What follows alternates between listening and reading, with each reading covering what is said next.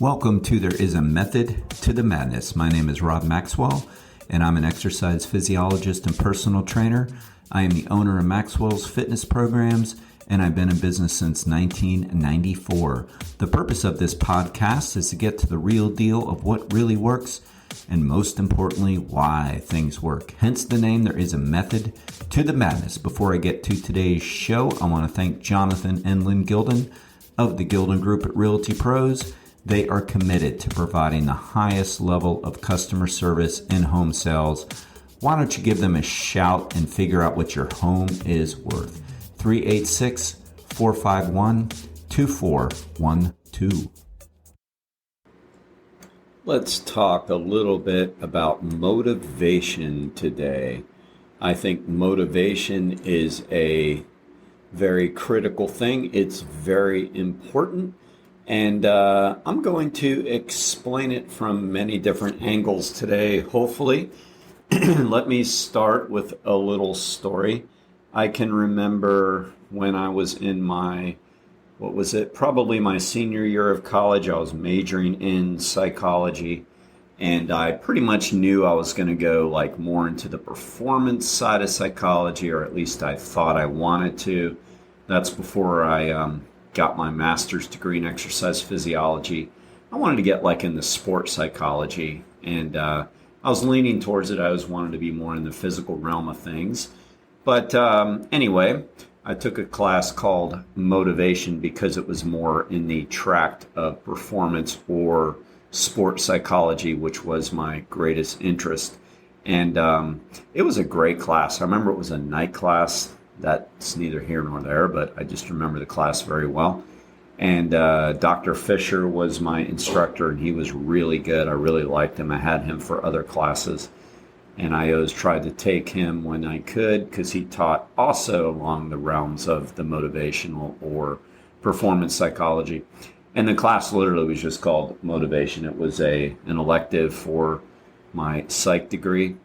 And I went in and we sat down, and it was, night classes. If you had them in college, you know that they tend to be a little more relaxed for some reason. At least they were then. And everybody sits down. He kind of, halfway greets everybody, and he just writes up on the board. And I believe it was a chalkboard then, I'm pretty sure.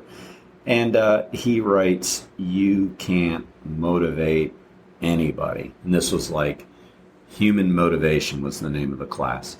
And he starts out with a bang, "You can't motivate anybody." And it's okay, so why are we taking this class?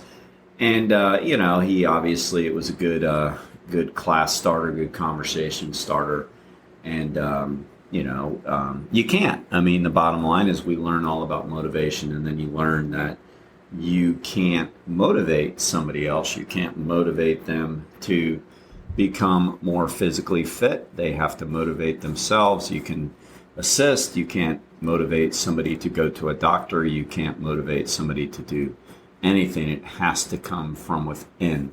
So let's talk about where that comes from, and then what you can do potentially to take some of these tips and make your life better. So first off, let's define motivation. Motivation is defined as the reason or reasons one has for acting or behaving in a particular way. If you look back on the original origin of the word, to motivate means to move. So your motivation is the reason you have for acting or behaving in a certain way. So what is your motivation? I've said before in regards to health and fitness that if you know your why, the how becomes easy. And I think that's very true. So why do you want to get in better shape? Why do you want to lose weight? Why do you want to run? Why do you want to strength train? Why is the same thing as what is your motivation for these things? And I think people have sort of an idea what their motivation is, what their goal is, but maybe we don't give it quite enough thought. All right.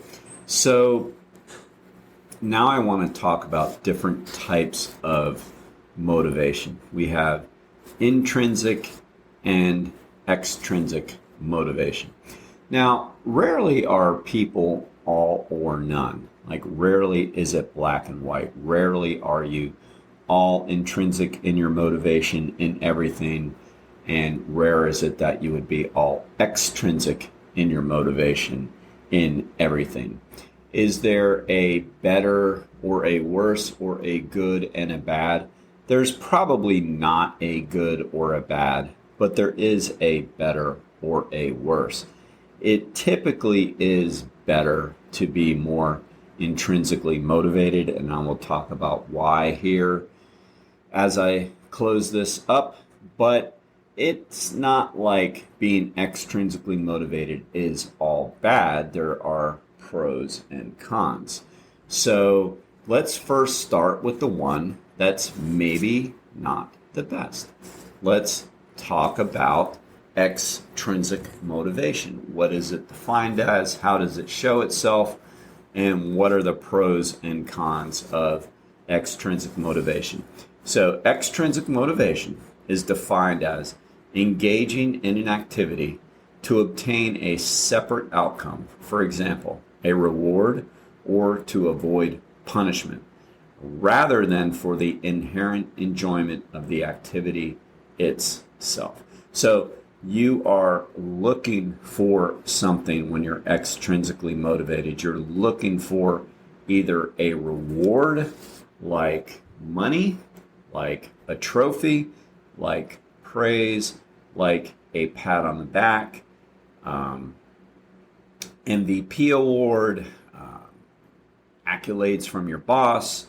So that's all like how extrinsic motivation shows itself.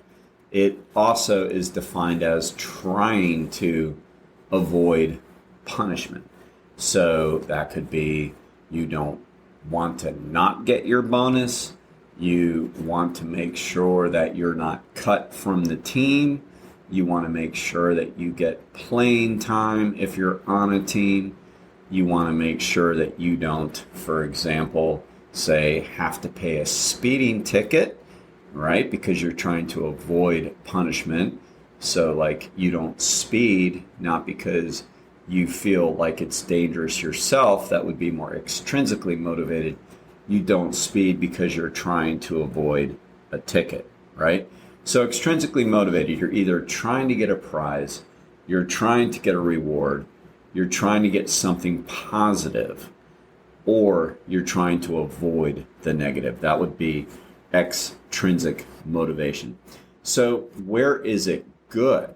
So extrinsic motivation could be good for initial activation of an activity. So usually we see it more in younger people, like in kids. So you can use extrinsic motivation positively to try to get somebody engaged in an activity. Like if you're a teacher in school and you want kids to say sign up for like the debate team because you think it's going to be very positive for them to learn how to make cases, to learn how to debate, to learn how to handle confrontations, those types of things. You maybe can't just say, oh, you will like it, and they won't know why. You have to try to get them engaged in the activity. Extrinsic motivation could be a very good tool for that. In other words, if the kid signs up for the debate team because at the end of the cycle or the month or however you do it, they get some kind of like pizza party for those that participated, that's not a bad thing. So usually using extrinsic motivation in the initial stages of something has a huge benefit because the person may not know that they like the activity yet. They may not know that this is something they want to continue to do. So it works for that. It's also good for the people. This is kind of like an oxymoron, though, I think. It's good for the people who are not motivated. So if somebody is not motivated intrinsically, then extrinsic motivation, I guess, is, I say I guess because it's like, to me, it still sounds a little, like you're on shaky grounds, but it's a way to get somebody to do it. And they can say, well, at least I'm doing it, even though I'm only doing it for this reason. So, so yes, I would agree that being extrinsically motivated in that case is better than not being motivated at all. The cons to being extrinsically motivated or more driven by that is obviously there's a decrease in intrinsic motivation. So kind of like the more extrinsically motivated you are, the less intrinsically motivated you are. And again, it's not bad or good, but it's better or worse. And it is better to be more intrinsically motivated. So if you're trying for yourself to get more intrinsically motivated, the more you set up paradigms where you're getting extrinsically rewarded or punished, the less likely you are to become intrinsically motivated. So one of the downsides or the cons to being extrinsically motivated is it takes away from your intrinsic motivation. The other one I see a lot is task quality really, really diminishes. And I see that a lot when it's a degree. I have people that are like really, really, really, when I say I have people, I mean clients, people I coach. I have people that are really, really intrinsically motivated. And then I have people that are really, really extrinsically motivated. And then I have a lot of people somewhere in between, which is probably where most people are most of the time. The people that are the most extrinsically motivated, I see the worst task quality in them. It's something that we always have to work on. And I pointed out a lot. It's like the form on, say, strength exercises is the worst in extrinsic motivation because all they're trying to do is win. They're trying to hit a task. How many am I doing? You're doing 10. They're trying to get 10 done because they think that's how they get the pat on the back by the coach, or they think that that's what they're supposed to do. And then you bring other people into it. Like if there's more than them doing it, if a couple people are doing push-ups, it turns into a competition. And extrinsic motivated people tend to let their form just go out the window, which, is bad because in the long run, then you're decreasing your ability to win in the end. But extrinsically motivated people tend to have a hard time seeing beyond what's directly in front of them. So task quality really decreases with extrinsically motivated people. The quality just won't be there. The focus just won't be there. Everything becomes a completion of a task versus doing it the best you can in the moment.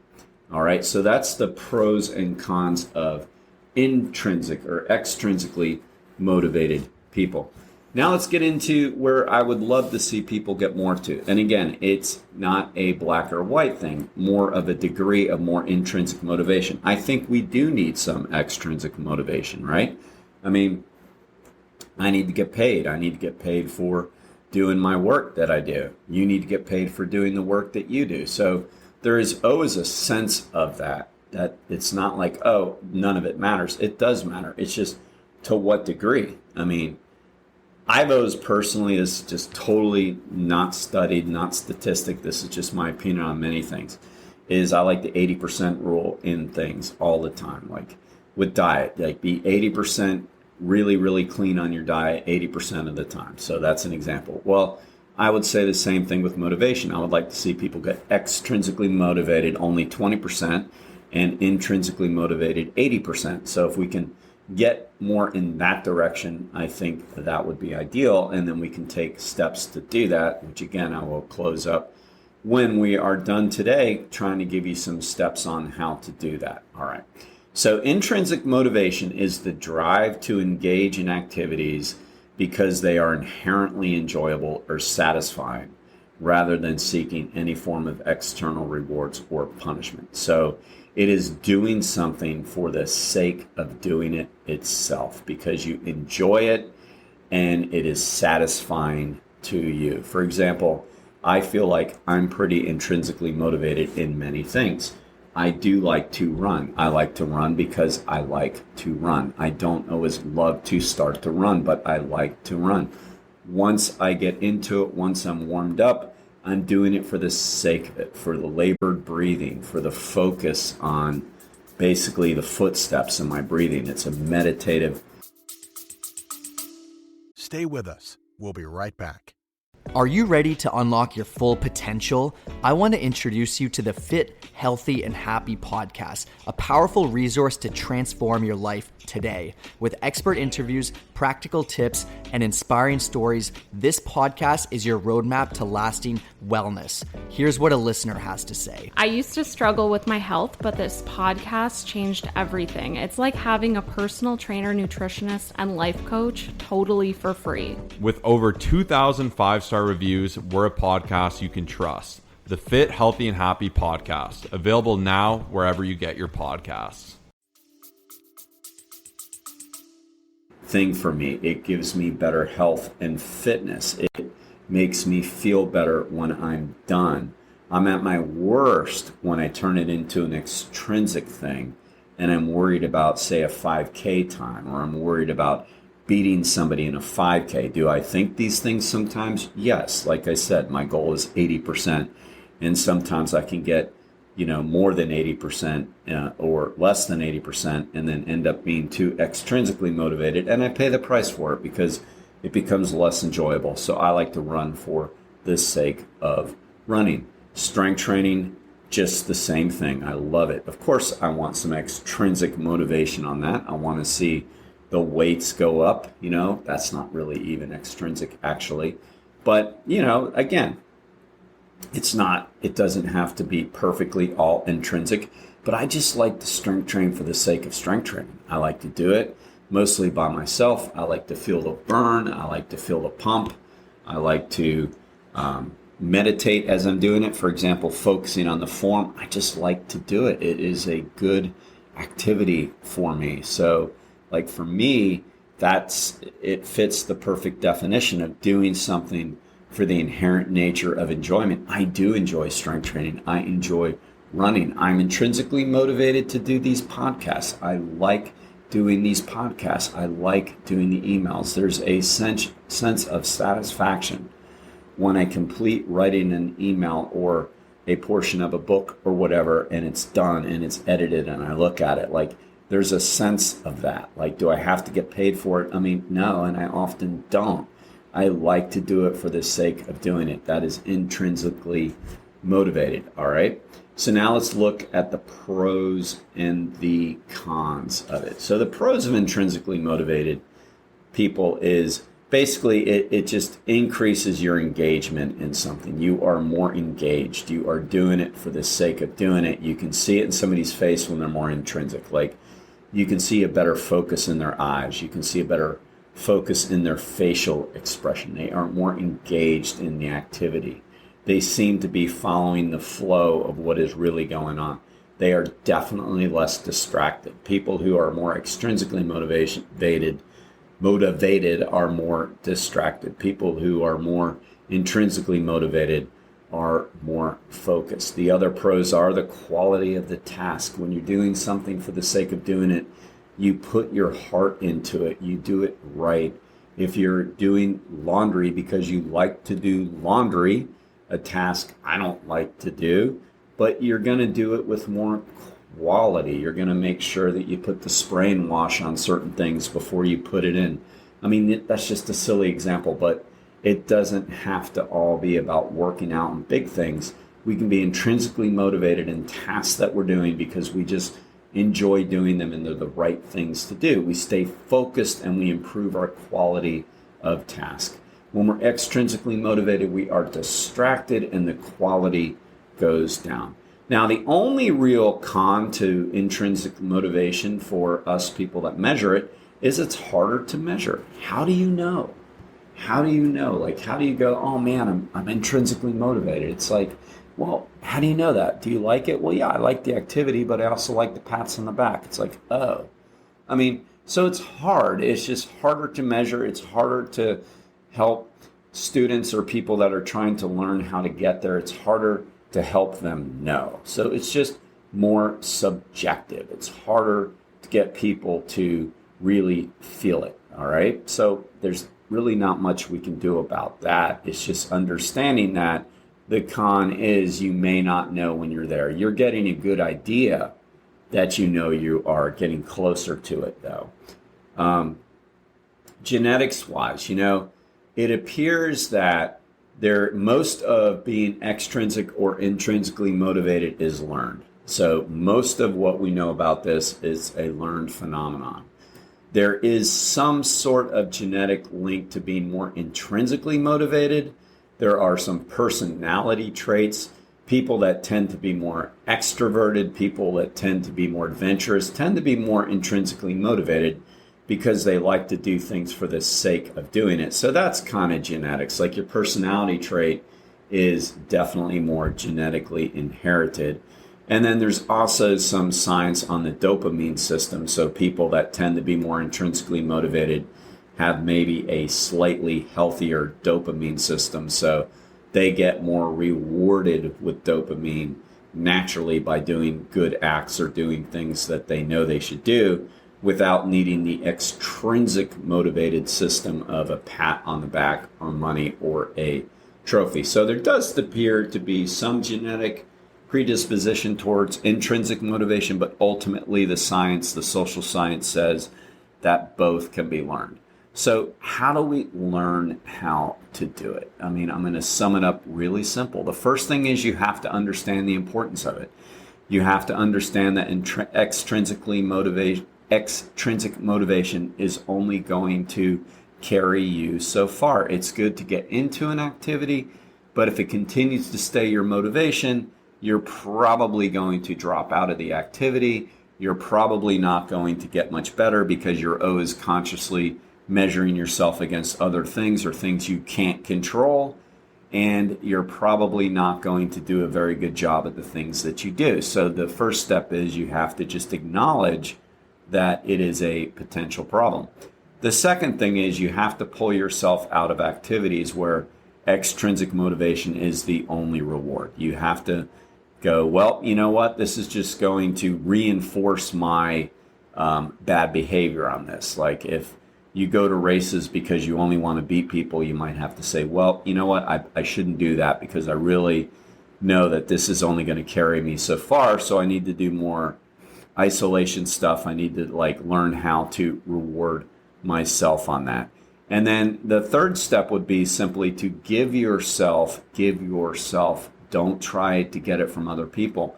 Give yourself pats on the back for a accomplishment that feels good about yourself. If you know that strength training is good for you and you want to get more intrinsically motivated in strength training, then you should strength train and then be able to blow your own nose, so to say. I mean, look, people that go to a trainer need some motivation help. They need accountability. That's different. And there's nothing wrong with that.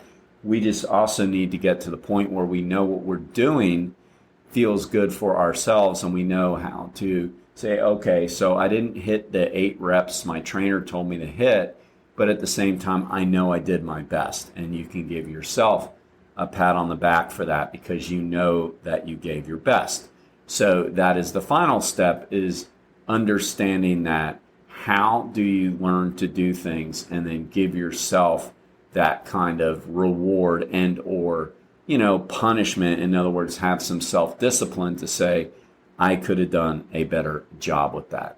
All right, so let's see what we can do to become more intrinsically motivated this week, because I do. Thank you for listening to today's program. I ask you to please follow the show wherever you get your podcasts, and please select automatic download because that really helps the show.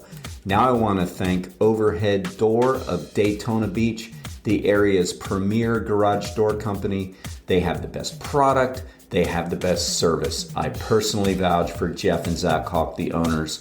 They are great people with a great company. If you have any garage door needs, please give them a shout at 386-222-3165.